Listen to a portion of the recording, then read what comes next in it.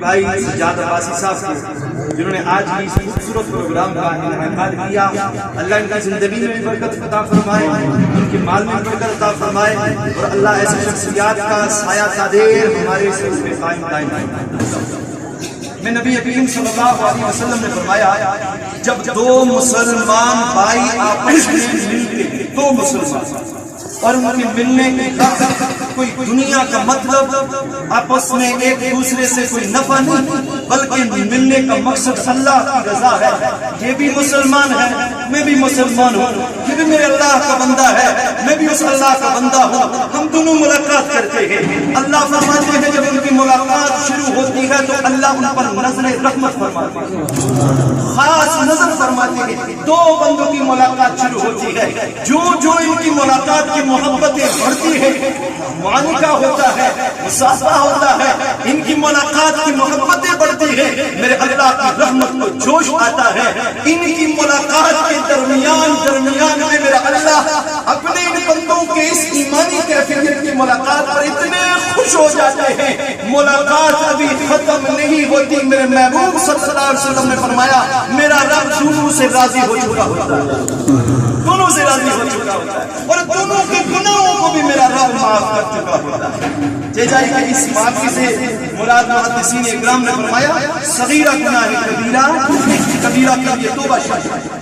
عرض کرنے کا مقصود سامعین جی بتا، دو مسلمان جمع ہو جائیں اتنی خیر پیدا ہوتی ہے، اور جب اتنے لوگ جمع ہو جائیں تو پھر اس سے خیر کتنی پیدا ہوتی، محبتیں پیدا ہوتی ہیں، مودتیں پیدا ہوتی ہیں۔ اس فتن دور میں اتنی اجتماعیت وہ علاقے کی نسبت سے ہو، وہ پڑوس کی نسبت سے ہو، وہ رشتہ داروں کی نسبت سے ہو، یہ بہلائیاں ہی بہلائیاں ہیں۔ اور میرے پیغمبر دو جہاں صلی اللہ علیہ وسلم نے فرمایا جو مسلمانوں کو یوں قریب کرتا ہے، صلح رحمی کرتا ہے، ٹھیک دوری نہ ہو جائے، یہ میرا بھائی ہے، کافی عرصے سے ملاقات نہیں ہوئی، فون کیا او میرے بھائی آ جا، میرے دوست آ جا، میرے والدین کے دوست آپ آ جاؤ، میری امی کی خالہ آپ آ جاؤ، میرے امی کے رشتہ داروں سہیلیوں آپ آ جاؤ، میرے پڑوسیوں آ جاؤ۔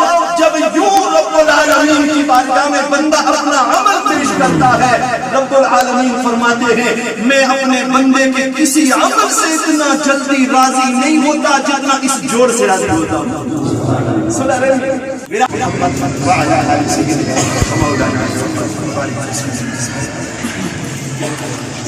ہم کے دو اشعار اس کے ساتھ ساتھ رسول صلی اللہ علیہ وسلم آپ کی سماعت میں مالک میرا خدا خالق میرا خدا مالک میرا خدا مشکل دے ہر گھڑی وچ او دکھیاں دا سائے خالق میرا خدا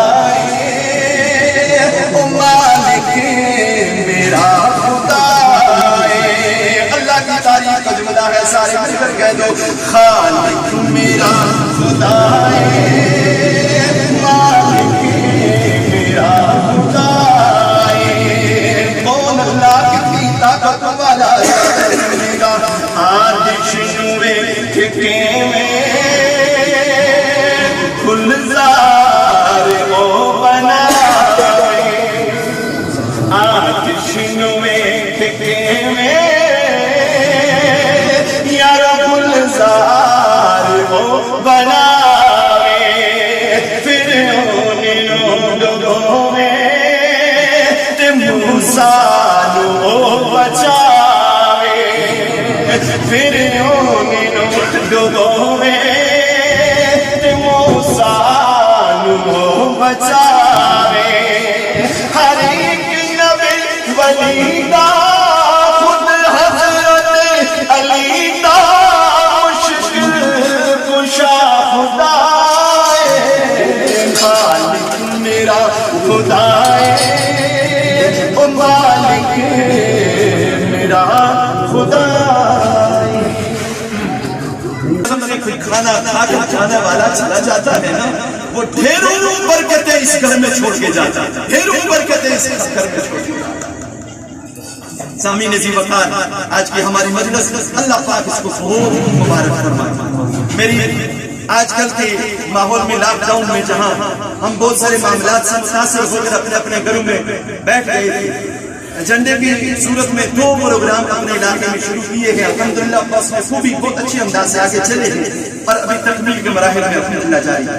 ایک یہ ہے کہ ہم نے بنیادی طہارت کے مسائل کو بیان کیا، مسجد میں ہو، عورتوں کے ماحول میں ہو، مدرسے کا ماحول ہو، یا کوئی بھی ایسا فنکشن ہو، وہاں بھی ہم نے اس کو بیان بھی کیا ہے اور عملی طور پر کام بھی الحمدللہ اس کا۔ نبی کریم صلی اللہ علیہ وسلم نے اس ایجنڈے پر ایک بات کرتا ہوں، فرمایا نبی کریم صلی اللہ علیہ وسلم نے میری امت پر قیامت کے دن بڑے بڑے اعمال کے ساتھ پیش ہوں، بڑے بڑے اعمال کے ساتھ، لیکن میری امت کے اعمال ضائع ہوں گے، میری امت کی نمازیں ضائع ہوں گی، اعمال قبول نہیں ہوں گے، ضائع ہو جائیں گے۔ اس کی بنیادی وجہ تطہیر ہوگی، پاکیزگی ہوگی، پاکی کے مسائل سے ناواقفیت ہوگی، احتیاط نہیں ہوگی۔ اس بنیاد پہ سارے اعمال ضائع ہوں گے میری امت۔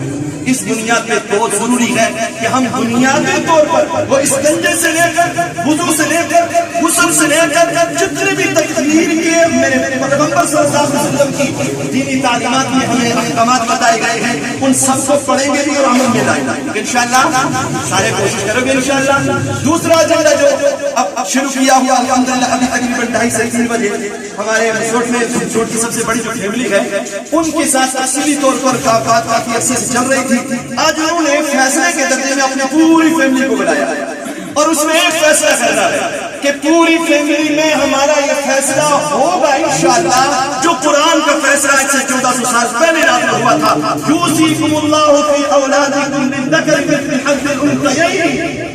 اپنے اولادوں کو، اپنی بیٹیوں کو، اپنے بھائیوں، اپنے رشتہ داروں میں جو وراثت کے احکامات ہیں ان کو اپنی مرضی سے نہیں، علاقے کے رواج کی ترتیب میں نہیں، میں نے یہ دے دیا تھا نہیں، جیسے قرآن نے کہا ہے ایسے اللہ کا حکم کرو۔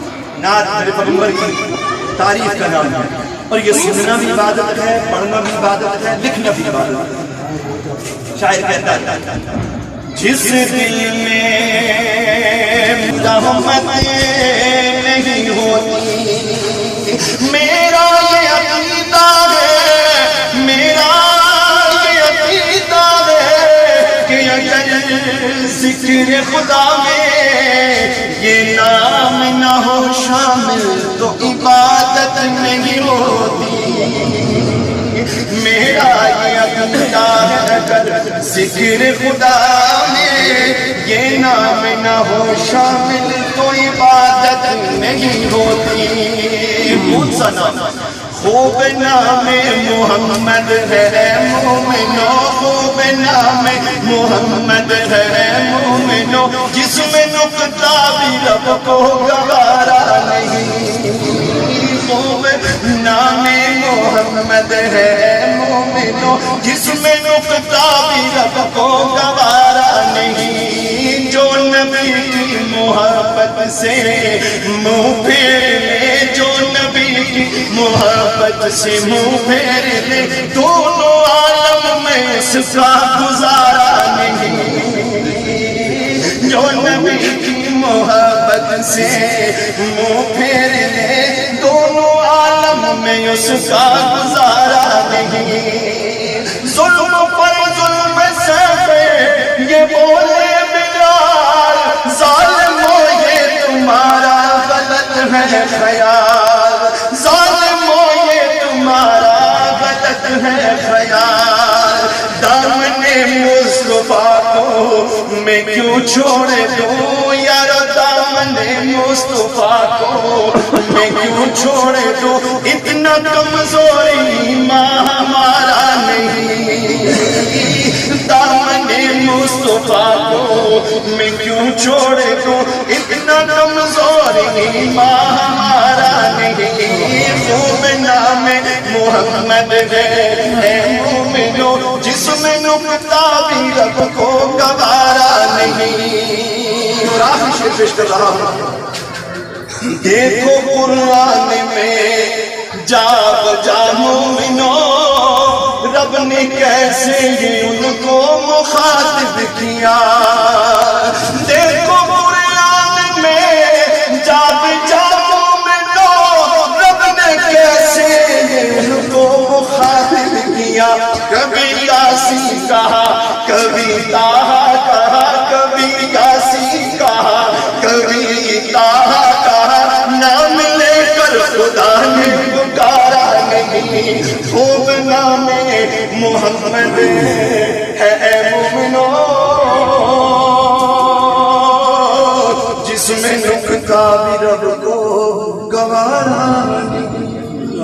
رب تعالیٰ اپنی بارگاہ کرم کے ذریعے آج کی ہماری سعید کو قبول فرمائے.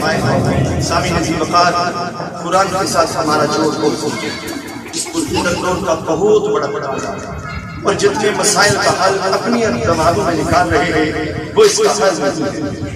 ٹیکنالوجی دنیا کی جدت اس کا حل نہیں ہے. اس کا حل قرآن کا سمجھنا.